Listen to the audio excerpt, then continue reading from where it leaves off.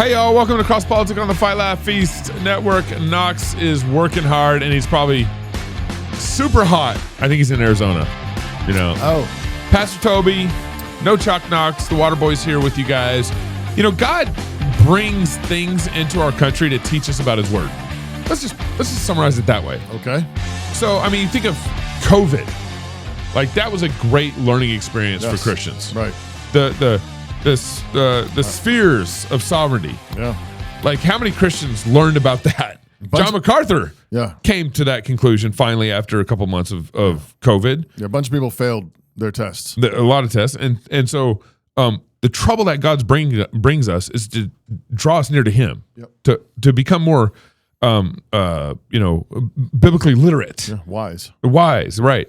And I think this immigration thing that's been going on and the discussion that's been happening nationally for a long time, I think that's the big takeaway is like, you need to think more biblically about illegal immigration. Yeah. About immigration, period. Yeah. Right. Yeah. Right. And I think zoom out even further is what is a nation? Yeah. What is a nation? Yeah, and that's good. Because if you don't know what a nation is, then what's immigration? Yeah. You have to define the center. You got in order to know who's illegal, who's not, who's a foreigner, who's a sojourner, who's not. Exactly. Yeah, that's good. And so I think it's a big test. Yeah. And our temptation is to constantly go to Fox or X or Instagram for our answers rather than the Bible. Yeah. Christians, we've been given the word of God. Yeah. And God said, "Here, let me show you justice. I'm gonna call Abraham. I'm gonna create a nation from his loins, through whom all the nations are going to be blessed. Yeah. If they listen to the wisdom that I gave to Israel. Right. If they listen to the law, if they apply it to their circumstances, you can have a blessed nation, just like God promised to Abraham. And everybody's like, oh man, I wish there was something there was some way we knew how to handle immigration. Right. Yeah. There's the Bible. If only there was a book. If only God had spoken to us, and he has. Yeah. And so I'm just going to real quick kind of give the background of the last 6 months on what's happened with immigration and Trump's enforcement and ICE and all that stuff, just real high level. Okay. And then we're going to get into kind of the current discussion of illegal immigration between the Democrats and the Republicans. And then we got so much for you, so much biblical wisdom by the end of the show. It's gonna blow your mind. Charts. And charts. Charts. We don't know what they mean, but we have charts. You have charts. So actually, we're gonna start off with charts. So here's the first chart. I don't even know what chart it is because my clips got deleted from my notes here. So this chart is U.S. Border Patrol apprehensions per month, and you'll see in January real high, almost 300,000 in January. And then you'll see February, March, April, May, June. And what I want to note here is they actually start dividing up the Southwest border apprehensions versus nationwide apprehensions. So I think part of the reason why they break it up is because Southwest probably has the highest percentage of population, illegal immigrants coming across the border that they apprehended, and then kind of the rest of the U.S. Right. So you got people maybe a handful of people coming into Idaho from Canada. Right. And people coming into New York. Yeah, from Mexico, whatever. Kind of thing. And so you can actually add up the the orange and the blue, and you're getting close to that probably, 200,000 a month-ish, maybe 175 a month average kind of thing. Okay. Right. And then the next chart, my charts, they're back. Way to go. Magic. So this is just the same chart, but I just kind of wanted to show it in terms of like a line graph. So you can kind of see this big, but you see the blue and the orange. If you add them up, again, they're about that 175 mark. Who made these charts? And everything. Where did we get them from, Jack? Because we got them from Jack. Got them from somewhere. Our producer. But who made them? The Border Patrol. So that's where all the information. Okay, so this is Border Patrol charts. I'm just wondering, why they did it this way because it feels weird to me. Yeah, honestly, it looks like they're like a little bit embarrassed. They're like, no, it's not so bad as it is. It looks. ChatGPT generated the charts off of Border Patrol data. Okay, ChatGPT generated. Okay, so ChatGPT is embarrassed. We're really sorry, but we're not. I mean, it looks like ChatGPT is pro-Trump. That's what I'm saying. Look, he was kind of intense at first, but clearly he's eased up. He's chilled out over time. But not really. They're dividing the nationwide and Southwest thing. But if they're both still up near 200,000, then it's not quite as much of a drop as the line graph would suggest. Anyways, I'm just okay. Now let's get into the conversation about kind of what's currently, maybe some of the dialogue conversation, what's currently happening right now. So this first clip happened, I think, 3 days ago. And it was ICE raiding basically a marijuana farm in California. Oh, this is a marijuana farm? Yeah. So run the clip.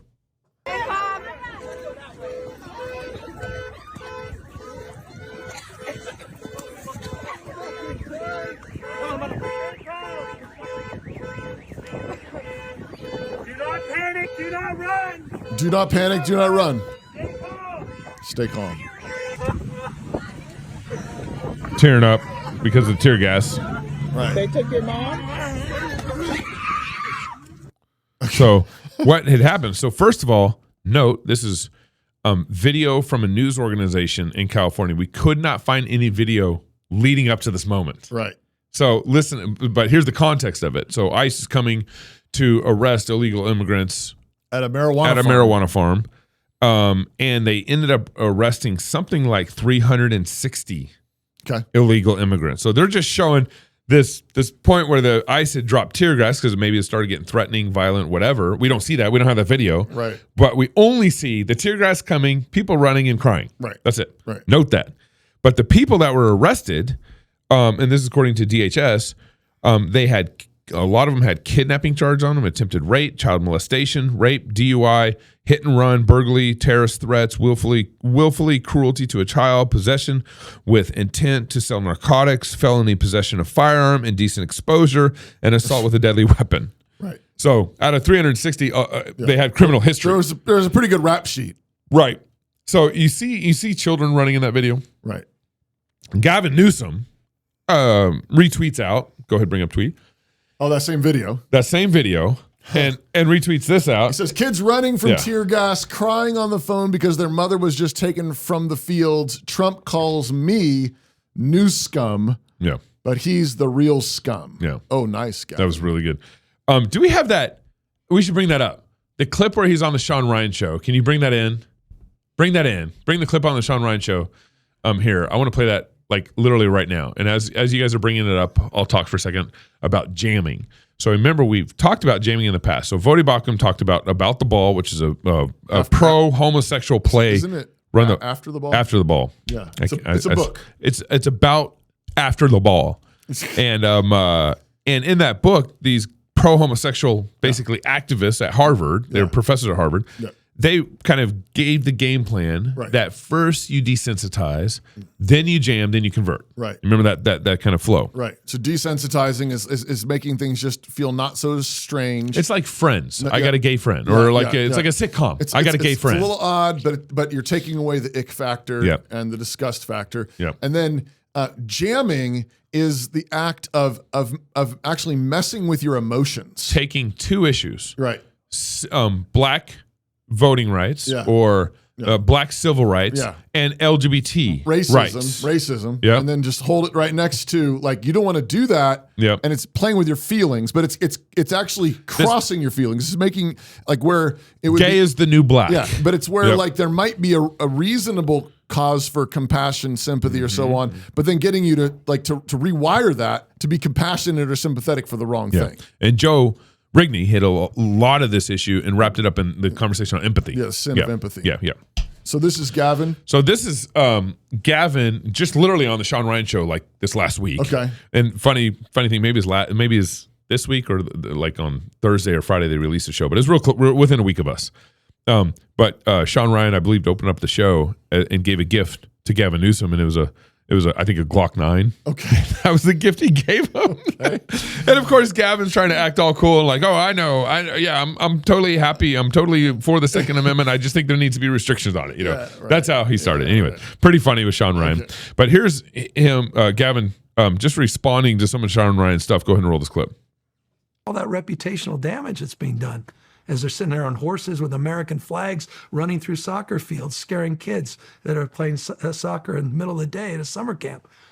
For what? Just talking about toughness. illegal immigration. It's weakness masquerading as strength. That's what I don't like about this son of a bitch. I don't. And forgive me, I know he's the president of the United States. Forgive me, I didn't, he calls me new scum. Come on.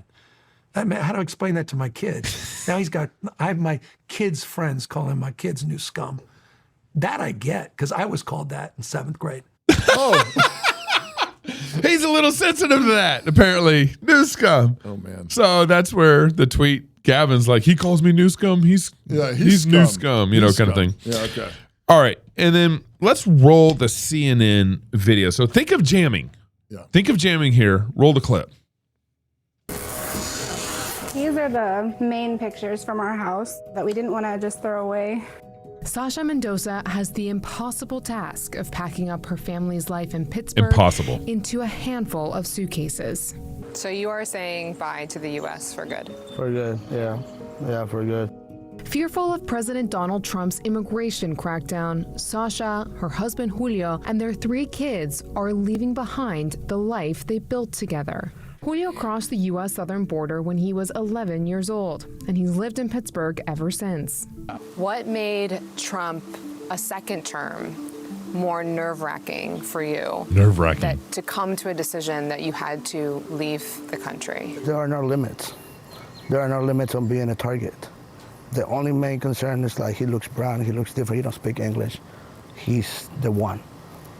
It doesn't matter. They were confronted with their worst nightmare when Gilmar Abreu Garcia was mistakenly deported to a notorious mega prison in El Salvador. I can see myself in that, and I don't want us to wait until we're in the same situation. There are people who will say, you came to the U.S. illegally, why didn't you do it the right way? What do you say to people?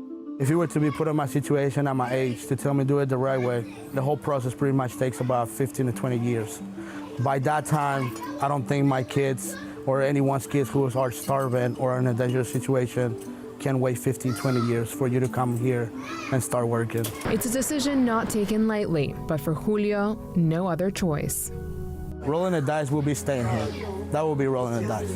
Playing with my life, playing with my kids' life, playing with my wife's life. That will be a gamble. I would say it's taking a gamble. I'm taking a certain win on this one, for sure. So, And they're all crying in the airport. you remember that we played a ABC, I think, video on the trans son or the trans daughter or whatever. Right. And it was very similar feeling to this. Oh, yeah.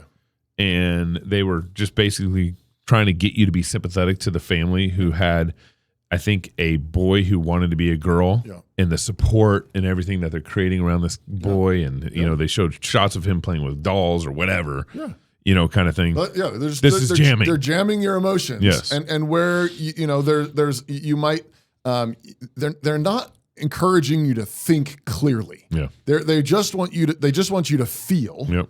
And then they want you to just give in to empathy, sympathy, and then let that rule.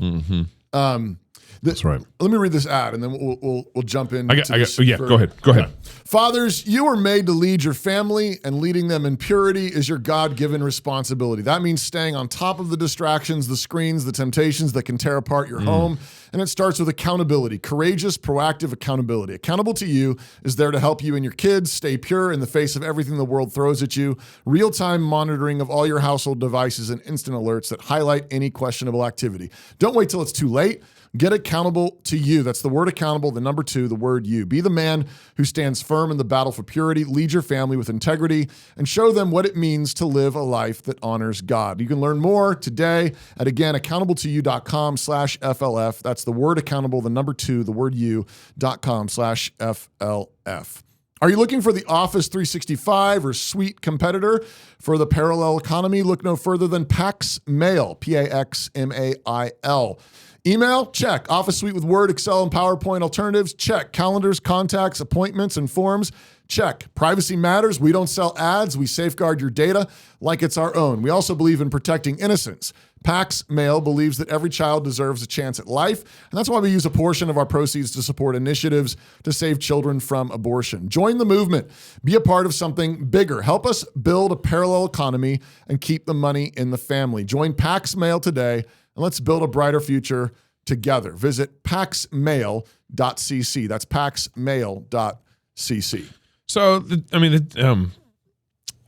Democrats have no problem, obviously, bringing the Bible into this. when it suits them, and Republicans do it too. Right. It's like the Bible supports my view. Everybody's a theonomist when they want to be. Yeah, exactly. When it supports you. Yeah. I got a great clip where John MacArthur did that. We're going to talk about that next week. Oh, okay.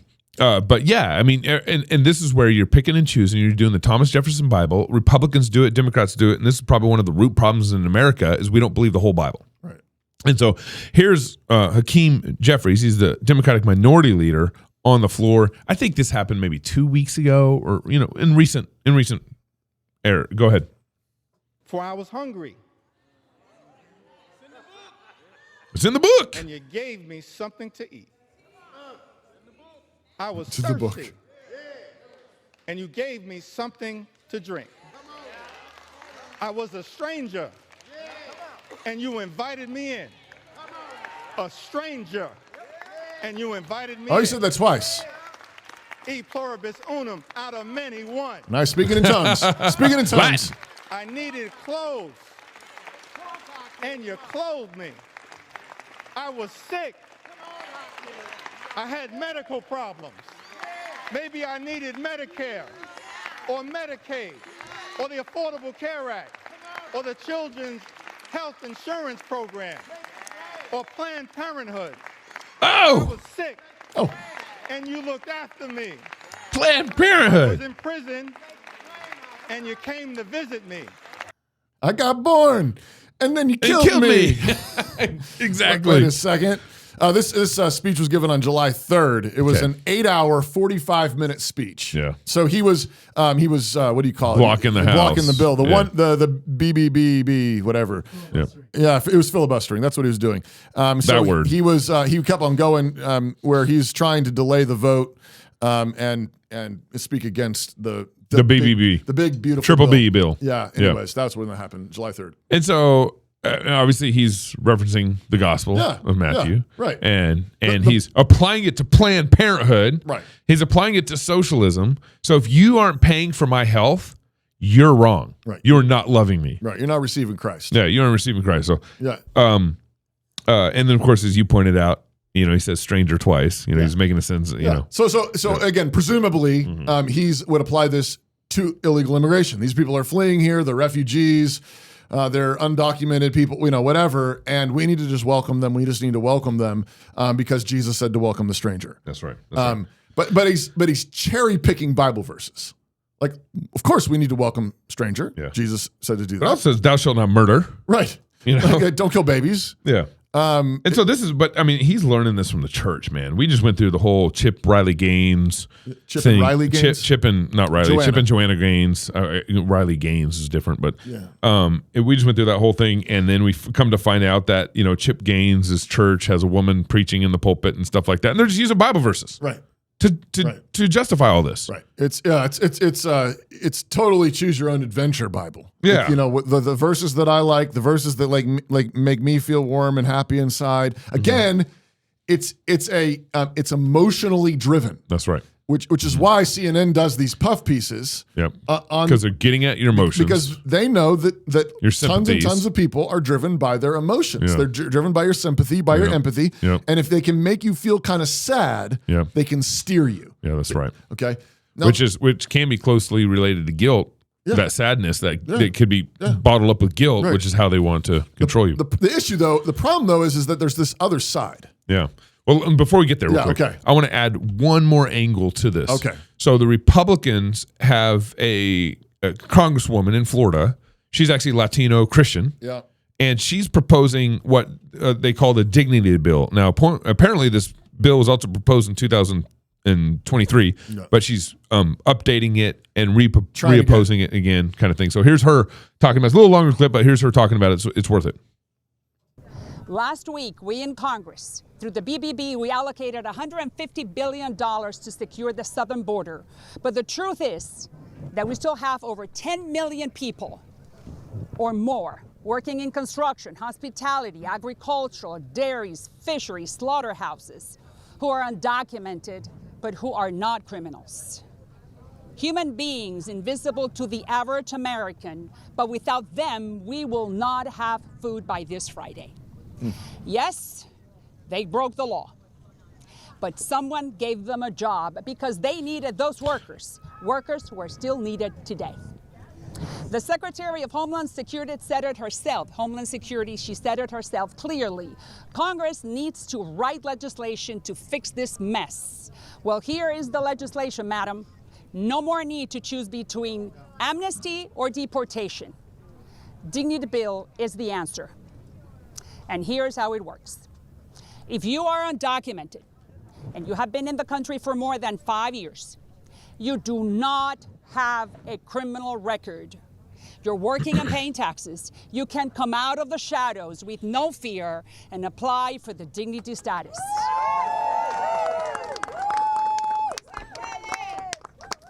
That means they will pay a fine of $7,000 over 7 years, buy their own health insurance with no access to any federal programs, and contribute 1% of their salary to the United States Treasury. That is $50 billion plus. Just do the math. In return, they will never be deported. They will be able to go home for Christmas or to go bury their mother and come back to the United States to continue working and paying taxes. Sympathy? It gives them a dignified life in the promised land, period. Now, I want to speak directly to the President of the United States, President Trump. Sir, the same God who saved you from death in Pennsylvania 1 year ago and who put you back in the Oval Office against all odds is the same God Almighty who millions and millions are begging to for some type of dignity, not amnesty.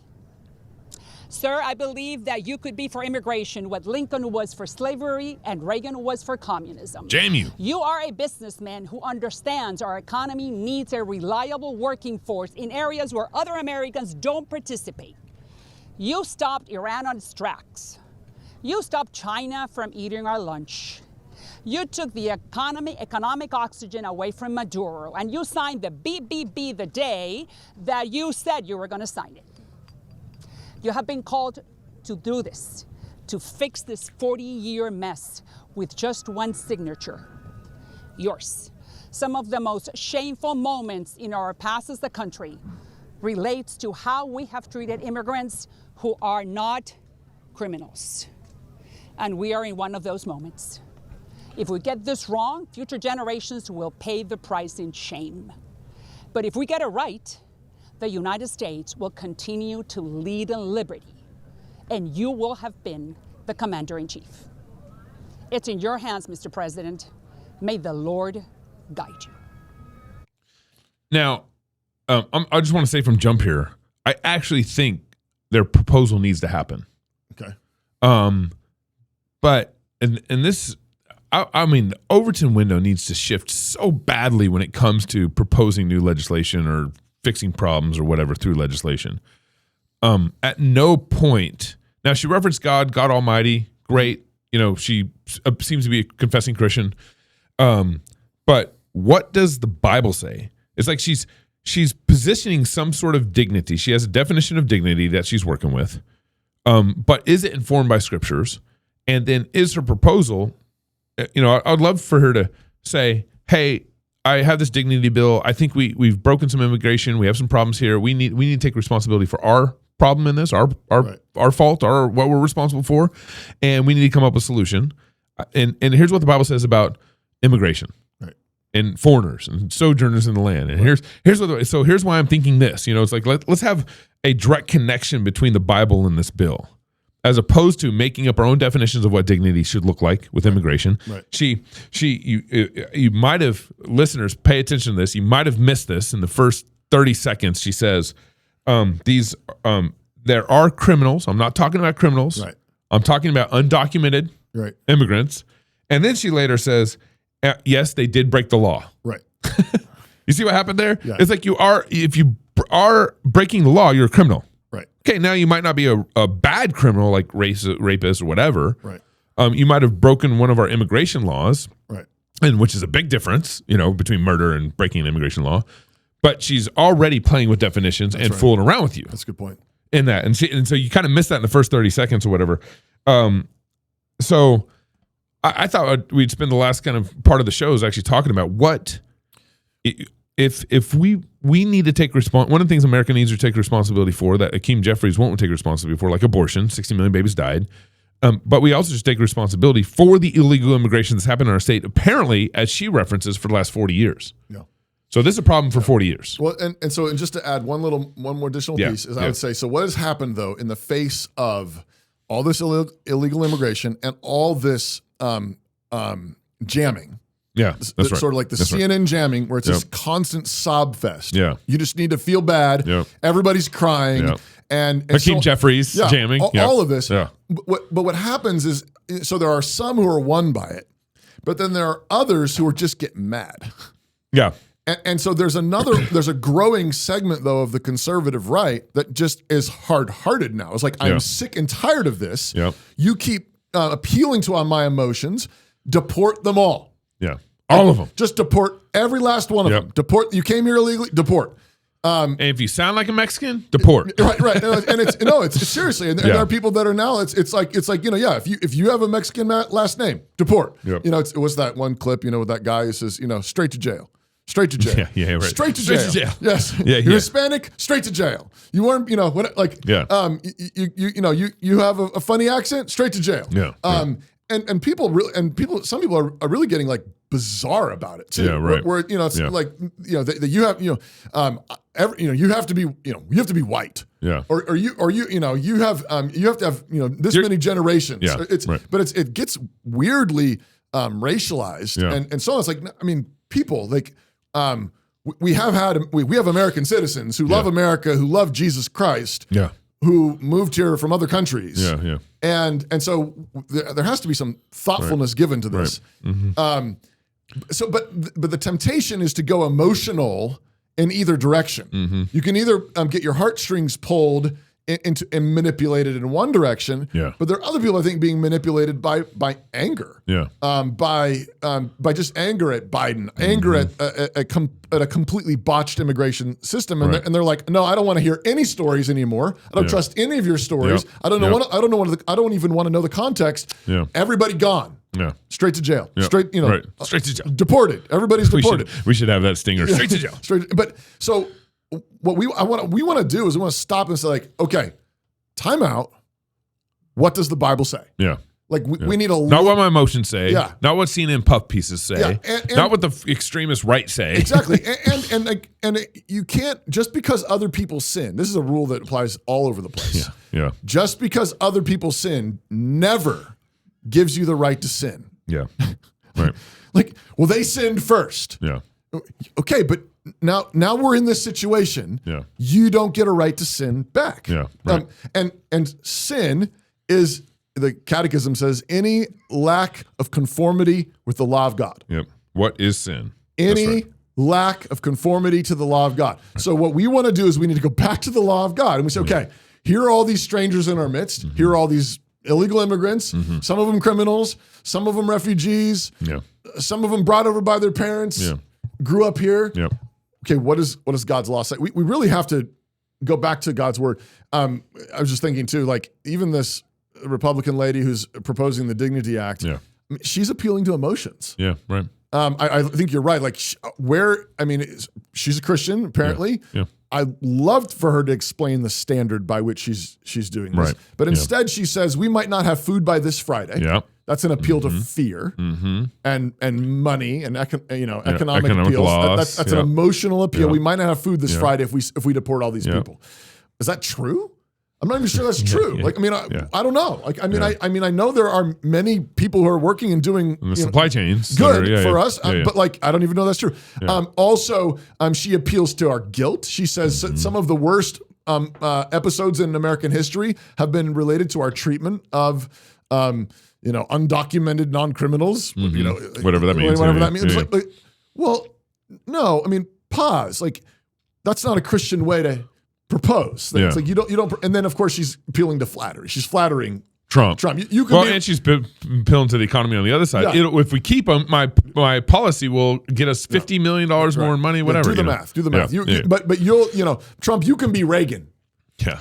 Come on. Don't you want to be don't you want to be Abraham Lincoln? Don't you want to be the one who goes down in history? But there's a lot, I mean, so despite the fact that I think her proposal at least I agree with you. Like something like that may be a reasonable proposal. Yeah. Given what we did. Yeah. So again, we have to take responsibility. Back to your point. We did something here that caused this. Right. And we shouldn't simplify it in a way where it's all illegal immigrants' faults. Yeah. I think there's responsibility on both sides of this. Right. Exactly. But you don't get out of there. There's Pastor Wilson likes to say there's no situation so bad that you can't make it worse. Yeah, that's right. Yeah. And so like we have a terrible situation.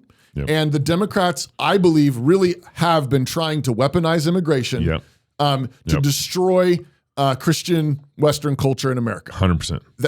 It's full on true. I believe that. They're intentionally flooding our nation in order to water down the Christian center. Right. But in the midst of that, as we stand against it, which we must, we have to stand against it like Christians, like thoughtful Christians, and not just mad, not just belligerent, not just sin again, because we can multiply the sin. We can make this worse. And we the scriptures kind of addresses both sides in this conversation debate too. Yeah. It's like foreigners can invade your land and it be a judgment from God on your land.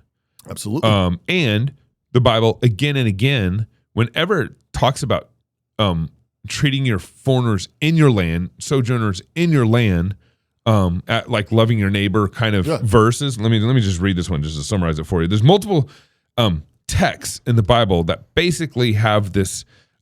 It's repeating, basically referencing each other in some sense. So this is Leviticus 19:33. This is the love your neighbor as yourself. Yeah, I mean, I'm summarizing it that way, but it's not. No, it's in that. It's in that section. That's where it comes from. That's right. Yeah, chapter 19. That's right.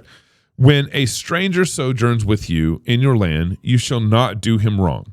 You shall treat the stranger who sojourns with you as the native among you,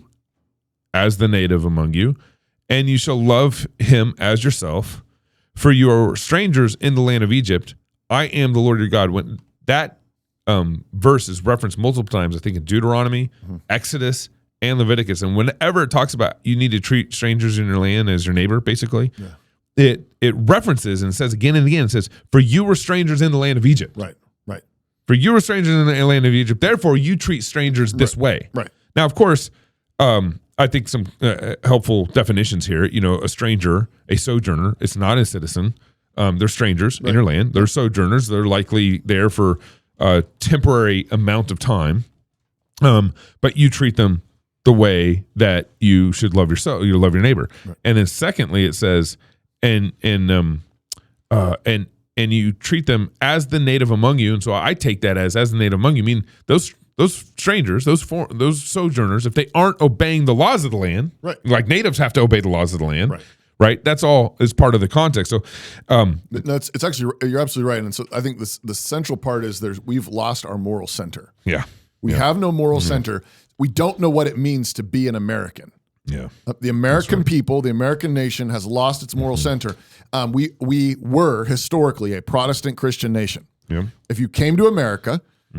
You didn't necessarily have to become Protestant Christian, but you had to be respectful of Protestant Christianity. You had to recognize that that's who we were. We, for a long time, it was common that all our stores were shut down on Sundays because we went to church on Sunday. We were a Sabbath keeping culture. Our Constitution actually references that. Because it says that makes the president. The president gets Sundays off. The president doesn't have to sign a bill into law, has 10 days, Sundays excluded that's right. From his consideration of a law. That's a Protestant Christian reference to the Christian Sabbath. To keeping Sunday. The Lord's Day. Yeah. But the idea is we had a moral center. We knew what it meant to be American, and you at least had to be respectful of that and honor that.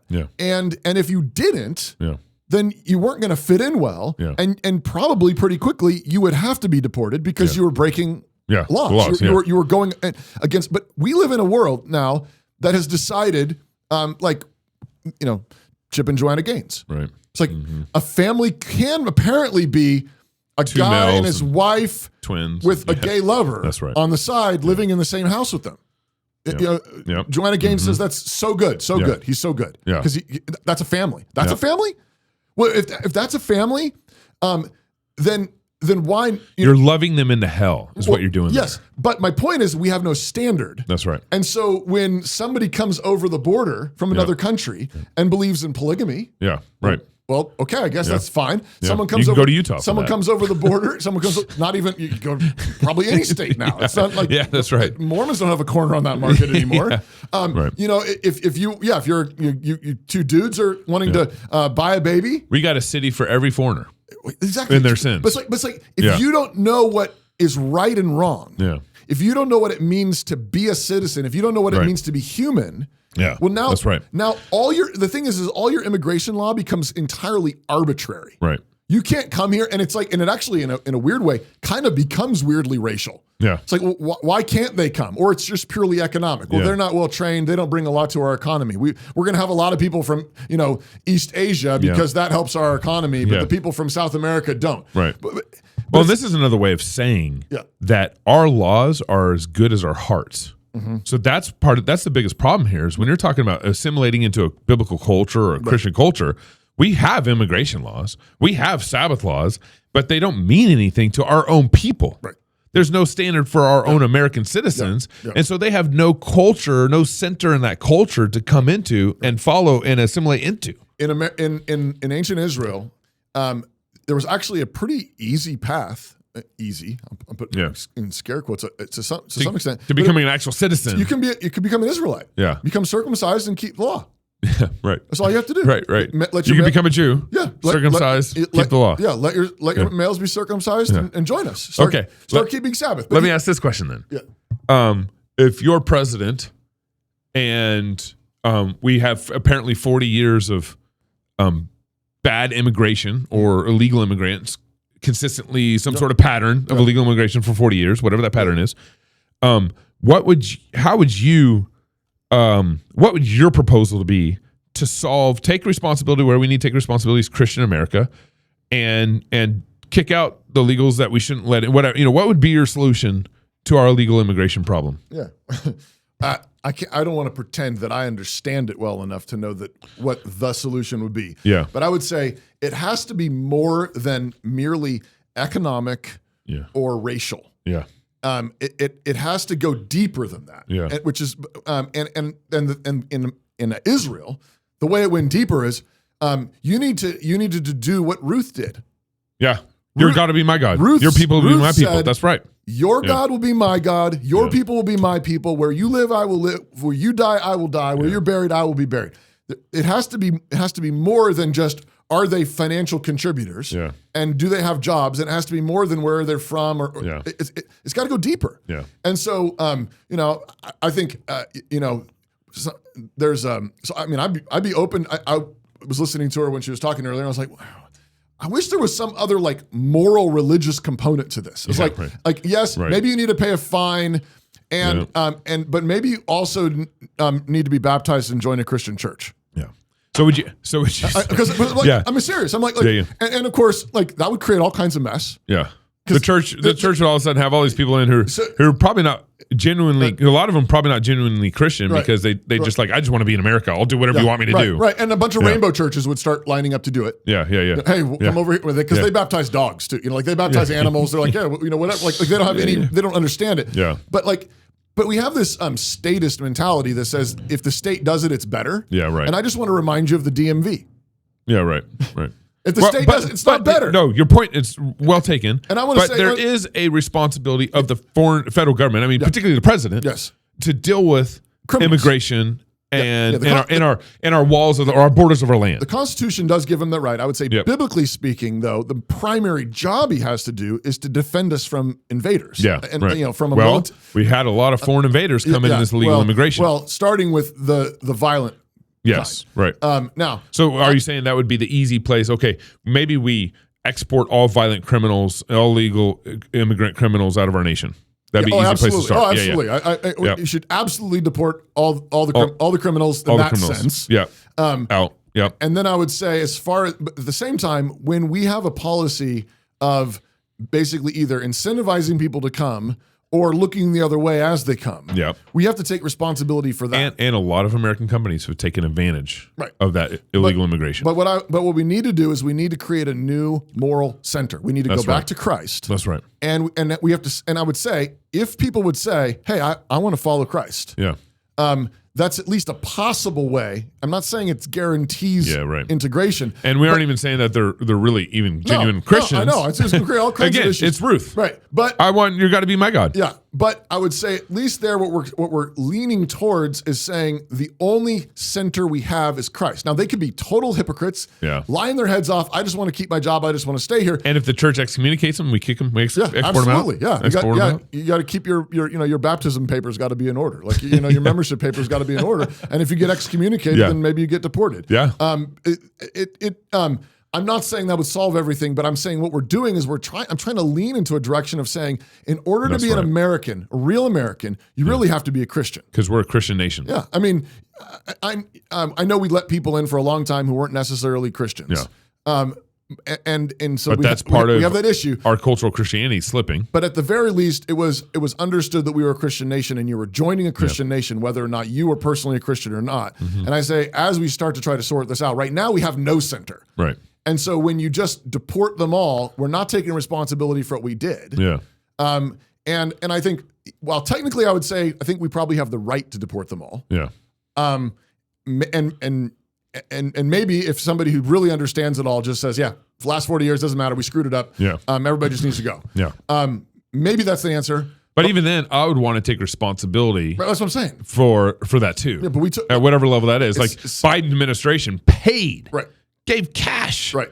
To Haitians or whatever, to legal immigrants, and brought them in and flew them in. So at the very least, maybe we need to send them out. Pay them out or something. I mean, that's actually the law actually required when refugees left. You actually when your slave left, you loaded them up. When you made sure they left well. You sent them loaded up and you said, "Here, Lord bless you and go." Yeah. But we have to recognize that if we don't have a moral center, that's right. Then it becomes entirely arbitrary who's allowed to stay and who needs to go. Right. And we have to recognize that what's happening to us is a curse. Yeah. But the only way out of the curse is in Christ. Yeah, that's right. Amen. So we have to go back to Christ. Yep. We have to go back to His Word. We have to go back to His law because we've despised His law. That's right. God's handed us over to this. Yeah. Well, and you think about it this way too.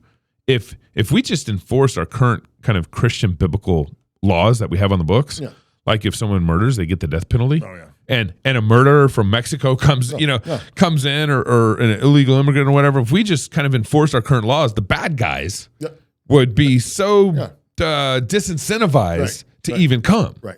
Oh, yeah. So just like enforcing our own morals and our own laws alone would probably fix a lot of this. Yes. Oh, absolutely. No, I mean, if we could, let's get back to the 10 Commandments. Yeah, I know. We just go back to the law of God. And we said, we're going to follow God's law. A whole bunch of stuff would start to sort itself out. Yeah. I'm not saying all the questions would be answered. There would still be some judgment calls and so on. Yeah. But if we don't know who we are as a people, that's right. Then this doesn't get better. Yeah. Amen. That's all. There you go. That's it. All right, y'all. If you're single, get married. If you're married, have kids. If you have kids, go baptize them. Until next week, love God with all your heart, soul, mind, and strength. Love your neighbor as yourself. Go fight, laugh, and feast. Sign up for the conference. This is Cross Politic, October 15th through the 18th in Nashville, Tennessee. School Wars. We'll see you there. See you.